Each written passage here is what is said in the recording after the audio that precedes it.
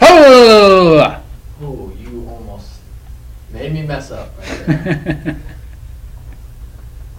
Oh, I'm glad that'll be in the video forever. So I just said everything on this slide, but really, really fast. Basically, so slow it down for you guys. I'm going to be talking about 5.3, solving trigonometric equations. Here's a few hints for you guys. I mean, it's basically like just solving equations. So if we had something, say, like 2x plus 1 equals 0, I mean, it's just like solving x. You subtract 1 and divide by 2 and whatever you need to do.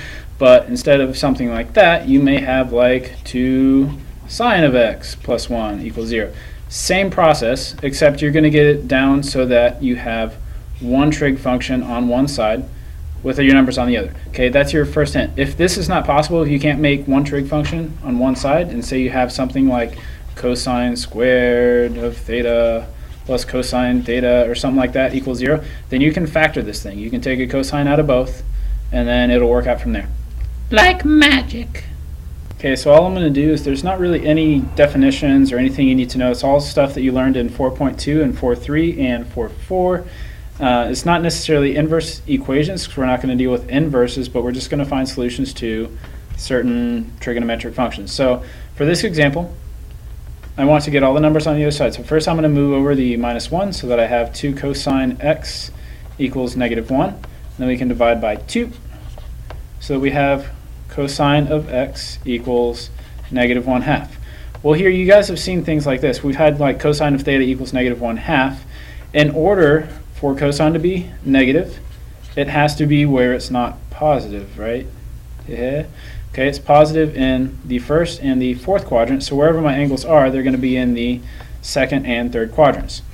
Now think about your special right triangles. For cosine to be adjacent over hypotenuse to have 1 over 2, you have pi over 6 down here, pi over 3, and you have 1, root 3, and come on, root 3, and 2. So for adjacent to be 1, you have to pick your pi over 3 angle, so your reference angle is pi over 3. Okay, then thinking about your quadrants, I know I'm in my second, and I know I'm in my third, with a reference angle. Don't forget that's your angle to your x-axis, is pi over 3 for both of those values. So this one is pi over 3 short of pi, so that's going to be x equals 2 pi over 3. And this one is pi over 3 more than pi, so pi over 3 plus 1 is 4 pi over 3. And there are two solutions that go with that. If you guys have questions about how I'm doing this stuff, go back and check out the 4.3 video and possibly even the 4.4 one, and that should help you figure this out a little bit easier as well. Oh, adorable monkey! Okay, look at another example now. So in this situation, I have a single trigonometric term, so I'm going to subtract root 3 to the other side, so that I have tangent x equals negative square root 3. For tangent to be negative, I need to be in the second and fourth quadrant. So wherever my angles are, they are in the second and fourth quadrant, somewhere in there. Okay, then again, think about your triangles. You have pi over 6. Tangents opposite over adjacent, we have root 3, 1, 2. So from my pi over 3 angle, so again, pi over 3 is going to be my reference angle. So that would give me opposite over adjacent to be root 3 over 1. And I am in the second and fourth quadrant, so I'm pi over 3 short of 1, so my first solution is 2 pi over 3. That's 2. And the second solution is pi over 3 short of 2 pi, so that's going to be 5 pi over 3. Again, if you guys need a refresher on this stuff, like how to actually do this and solve for x from here, please go back and look at 4.3, 4.4, one of those videos, and you should be able to figure it out from there. This is just review. Old man monkey! That means bananas are yellow. Alright, in this example, move over your numbers. So add 4. Bananas can be brown too. Bananas can be yellow, and only yellow. Well, what if they're rotten? They're not yellow anymore. They're yellow in my mind. And then divide by 3. So you have secant squared theta equals 4/3. Oh! Yeah, he knows what's up. So to get rid of the squared, if we had like x squared equals 9, then we would get x equals plus or minus 3. So we would take the square root of both sides. Don't forget, when you take square root, you got to do the plus or minus. Same thing with a trigonometric function. If we take the square root of both sides, on this side I have secant theta. On this side, square root of 4 is 2. Square root of 3 I don't know, so I'm going to leave it as square root 3. And then plus or minus. So in this one, there can be a lot of options because secant can be positive or it can be negative. So it can actually be in every single quadrant. Okay, then I just think about my triangles.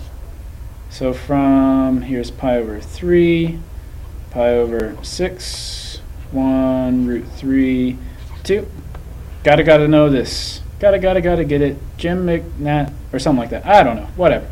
So if I want to have hypotenuse over adjacent, because this is related to cosine, so I need to have my hypotenuse to be 2, my adjacent to be root 3. So hypotenuse over adjacent, looks like here's my hypotenuse, here's my adjacent. So pi over 6 is my reference angle. So for the first quadrant, theta is going to be pi over 6. For the second is pi over 6 short of a circle. So 5, it is 1 more, and it's 1 less of a complete rotation. So 11 pi over 6. There are 4 answers for this one. Apparently there are instructions online of how to wash a rabid monkey. Okay, in this example I have more than one trigonometric function, so I can't really move them side to side. But I do like how I have some number times something else is 0. Just like when we had x plus 7 and x plus 3 equals 0, I could take both of these things and set them equal to 0 themselves, because either one or both of these things has to be 0. Same thing, so like over here we'd have negative 7 and x would be 3 negative. Same thing. I know sine of x times sine of x plus 1 is 0, so one or both of these things has to be 0. So I'll just take them, oops, that's the wrong thing.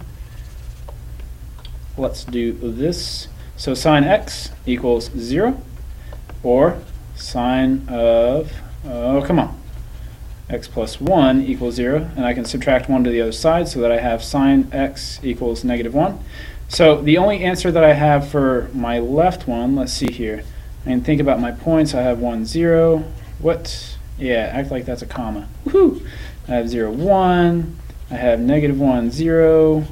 Do not forget that the y value is your sine value. So I have y values of 0 at pi and at 0 pi and pi. So over here I have 0 pi and pi, and on this one sine of x is negative 1. Well, it's only negative 1 straight down, and that is 3 pi over 2. There are 2 solutions to there. Yo, yo, yo, what it do, homie? See? Get it? He's a chimpanzee? Alright, this one's a little bit of an oddball because I have 2 different types of functions, so I'm going to need to change these using my identities into one type of function. So I know cosine, well, cool, I kind of like cosine. Secant is 1 over cosine, so I can change this into 2 cosine theta. That's a theta, not an e. And 1 over cosine theta equals 0. Well, to get rid of this being a fraction, I can multiply both sides entirely by cosine theta. And cosine theta times 0 will still be just 0, because 0 times anything is 0, right? So we'll have 2 cosine squared theta plus 1 equals 0. And then it's just like your last one. You can subtract 1, so minus 1. So I have 2 cosine squared theta equals negative 1. And divide by 2. So that I have cosine squared theta equals negative 1/2. And then last step, I'm going to have to take the square root. But hang on. I can't take the square root of a negative number. So if that's not going to give me a real answer, then, well, hey, there's no solutions. Only bananas. And I love bananas. Okay, with this one, again, we have multiple different trig identities. However, I know that tangent is sine over cosine, so I can say this is cosine x plus sine x times sine x over cosine x equals 2. These two will multiply to be sine squared, so I'll have cosine of x plus sine squared x over cosine x equals 2. In order to add these two things together, I need to have a common denominator. So like if this is over 1, then I need to multiply this one by cosine x over cosine x in order to get a common denominator. So then these two will make cosine squared, those will make cosine. So I can say cosine squared plus sine squared.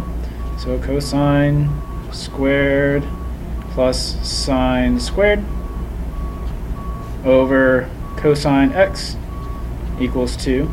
Well, hey, check that out.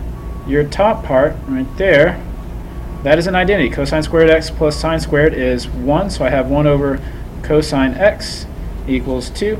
This is secant, so really all of this is just secant x equals 2, or 2 over 1, so that we can do a hypotenuse over adjacent. So now we are ready to think about our triangles and our quadrants. Since secant is positive, that's where cosine is positive, so in the first and the fourth quadrant. And now thinking about your triangles, I have pi over 6 and pi over 3, 1, root 3, 2. Hypotenuse over adjacent, so it looks like my hypotenuse is 2, the adjacent is 1, so my angle must be pi over 3. Don't forget that's just your reference angle. I'm in my first and fourth quadrant, so these angles right there are pi over 3, so I'm pi over 3 is one of my answers. So I have 1 is pi over 3, oops, that should be an x. X equals pi over 3, and I am pi over 3 short of a full rotation, so don't forget it's from the positive x-axis all the way around to your angle.